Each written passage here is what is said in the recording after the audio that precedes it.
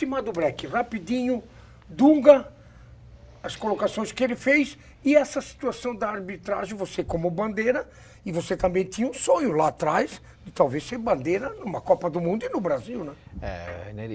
O Dunga pecou pela inexperiência. Ele foi para a Copa do Mundo sem ter sido treinador de um clube. Exato. E isso foi o ponto fundamental e o ponto decisivo para que ele perdesse essa Copa.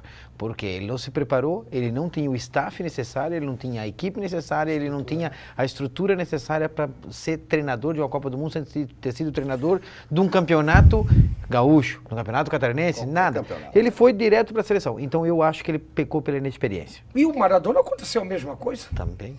Mas teve insucessos justamente pela inexperiência.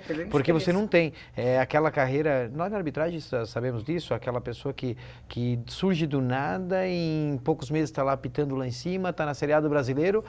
E de repente está num clássico. De repente está num clássico. Da mesma forma que subiu, desce. Então, né? Se você não constrói sem ter uma base sólida, você cai da mesma forma que chegou. Não te cortando, Breck, voltando para o assunto estrutura, eu sempre digo, no caso da arbitragem, quem não passou pelo amador mesmo, aqueles jogos sem alambrado. Você passou por isso também?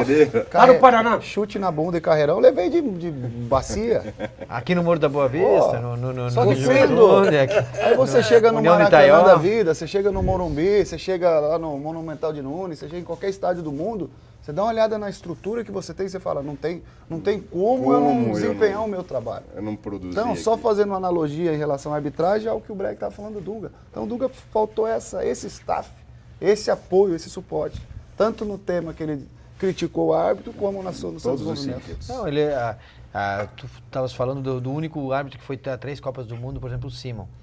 Eu acho que é mérito dele ter ido para as Copas do Mundo, mas a última Copa que ele foi seria do Salvio Spíndola e a anterior seria do Antônio Pereira da Silva. 2010, 2006, Isso, ele acabou passando e a FIFA acabou optando por ele, até pela experiência que ele já tinha na Copa do Mundo, mas nós, no meio da arbitragem, sabíamos que as 2 Copas seriam do Antônio Pereira da Silva e do Salvio Spíndola por merecimento e pelo momento que estavam passando na carreira. Deixa eu te fazer uma perguntinha bem rápida. Tem uma politicazinha nesse esquema também? Não. Política zona. Não é política. É políticazinha do ajeitar aqui. Política zona. Existe. Tem mesmo, né? A vida é uma política. Onde não tem, me diz. A política. Sabe, e a sua percepção da situação Dunga da época? Arbitragem hoje, só temos um trio brasileiro cedendo a Copa aqui, que eu acho que a CBF, mesmo que quem manda é a FIFA, mas nós estamos cedendo, eu acho que tinha que ter exigido mais. Eu acho que nós merecíamos ter, no mínimo, 2 trios brasileiros na Copa do Mundo. O Brasil teria, né? Teria, porque já foi escalado, definido, né? Poder de barganha. Pô, eu fiz a FIFA, fiz os estádios como vocês queriam. Estão pressionando até hoje que alguns... Que é para acabar alguns, né? Mudaram as leis do Congresso, a FIFA mudou. É verdade.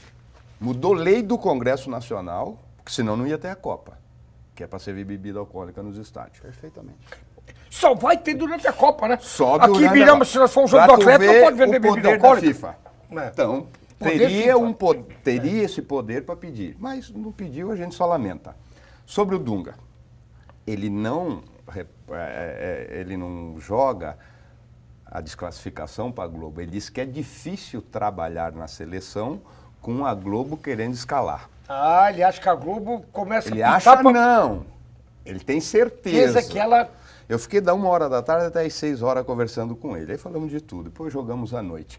E até foi um jogo beneficente que a seleção de 94 fez no SESI, em Blumenau, e arrecadamos o dinheiro, veio para Rio do Sul para o pessoal da Enchente. Promoção do Rotary ou do CBL. Logo da Enchente 2011, a grande enchente. Isso, exatamente. Mas aí, eu acho que foi o Lions, um dessas entidades, não lembro agora. Ou um dos dois. Pouco importa. Pouco importa. Então, ele disse, é difícil trabalhar nesse sentido. Então, o que faltou para ele? Primeiro, que nós acabamos de falar, assessoria que ele não teve. O outro, o Beckenbrock, matou, né? Não tem como, em qualquer setor da vida. A gente fala do futebol que está no meio. Como é que tu vai dirigir algo que tu nunca teve experiência? Jogar é uma coisa, ser treinador é outra, leitura de jogo, eu passei por isso. Fui amadurecendo, fui campeão da segunda divisão, fui para a Série C e tudo. É um aprendizado a cada jogo, porque é decisões em segundos. Mexer é coisa de segundo, né? Porque agora, mexi cedo, nós mexi reunindo cedo, mexi tarde, agora, mexi cedo. sim, nós reunir agora e ver qual é a melhor estratégia para vender, para dar ibope, para qualquer setor, é fácil. Ali não. É todos que estão envolvidos. É o jogador, o treinador, a arbitragem, é um conjunto, é de segundos. E a experiência conta muito. Isso o Filipão tem e o Dunga não tem. Como o Parreira que está do lado tem. Então Claro. o que ele está fazendo? É um cara corretíssimo, muito honesto, íntegro. O que tem para dizer diz, só que nesse jornal que tu leu aí, é fácil definir. Ele só está transferindo a responsabilidade dele. Concordo. Ele só transfere a responsabilidade. Então ele deveria assumir a responsabilidade. Perdemos, porque eu era o comandante, sou o responsável. Mas voltando ao jogo da Holanda, que eu, pela vivência de vestiário, eu gostaria de saber que, para mim, houve alguma coisa no vestiário. No intervalo? No intervalo. Porque um time que tinha o jogo na mão, que teve a chance de matar o jogo, mas estava o jogo na mão. O adversário sob os domínios. E voltou o segundo tempo totalmente diferente. Isso só acontece quando no vestiário acontece algo. Só que é difícil, só quem esteve lá para falar. Talvez um dia Alguém fale. Como a de 98 na França também. Também é um mistério até hoje, né? É. Aquela do Ronaldo é um mistério até hoje. Aqui, talvez nunca a gente vai fazer. Mas o Edmundo já soltou algumas coisas há muito tempo atrás. Neri, no meio da boleirada tem o seguinte, por exemplo, a de 98. O cara está escalado, aqueceu, podia ser o fenômeno qualquer, que não estava em 100% em condições. O cara é escalado e ser sacado, malandro, cria um clima... O presidente desceu da tribuna, foi até o vestiário, né? Na época o Ricardo Teixeira... Cria um clima tremendo. Ali aconteceu também porque alguma coisa. O Filipão, quem convoca a seleção é ele. Né? Não tem dedo de ninguém. Né? Mas os outros... Tem o dedo de alguém por trás também. Não, aí a CBF faz o seguinte, palavras de quem já esteve lá dentro, não eu, mas são tudo amigos da gente que jogou futebol. Diz que a CBF faz o seguinte, é 23, então é o seguinte, 18 é teu. Pode, desses 5 18, é da CBF? 5 é da CBF. É o que interessa para o mercado futuro? Isso, não. Talvez. Aí nós vamos aqui se buscar as outras Copas, aí vem a política, tem que ser um de Minas, se não for do Rio Grande, aí eu preciso me eleger, reeleição na CBF. O outro presidente da federação. O presidente da federação, aí vem eu tenho 30% lado. desse passe aqui, não tem hoje, mais lá. Hoje daí vem mais. Na minha época era nada mais esses interesses que a política. Hoje, como o futebol é um grande negócio, né? Eu até estava ouvindo agora o rádio, vai entrar no Brasil na Copa 140 bilhões, né? A FIFA vai levar não sei quantos bilhões para fora que vai embora. Então é um grande negócio. Eu estou falando na época minha que era só interesses políticos, para agradar A, B ou C, por isso que o Saldanha caiu da seleção, porque o presidente queria o Mineiro, né?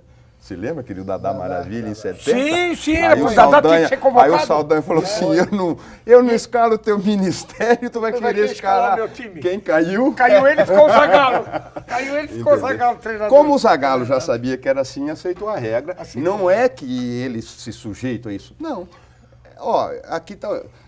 O que eles convocam, eles fazem o time, o Parreira, os Zagallos que tiveram anteriormente. Só que, 18 é teu, tem os 5, eu sou obrigado a convocar. Lógico que jogadores de nível de seleção. Porque todo mundo diz assim, é porque a imprensa faz A, B ou C. Eu nunca vi eles falar de mim quando eu estava no banco, nem concentrava. Eu nunca vi ninguém falar da imprensa, dizer assim, o Sávio nem foi relacionado para o jogo, é um grande centroavante. Não. A imprensa faz se tu tá bem.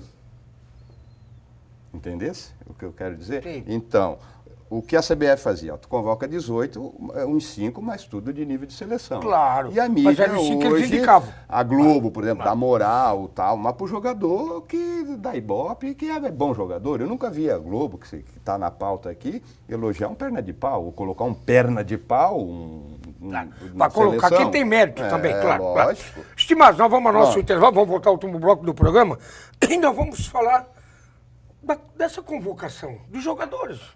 por posição, vamos ver aqui a opinião do Heber, do Breck, a sua como ex-jogador profissional que foi, artilheiro, o Heber como árbitro, conhece a maioria desses jogadores, com certeza o Heber deve ter apitado algum jogo. E o Breck, talvez muitos jogos, bandeirou o jogo desses jogadores depois do nosso retorno.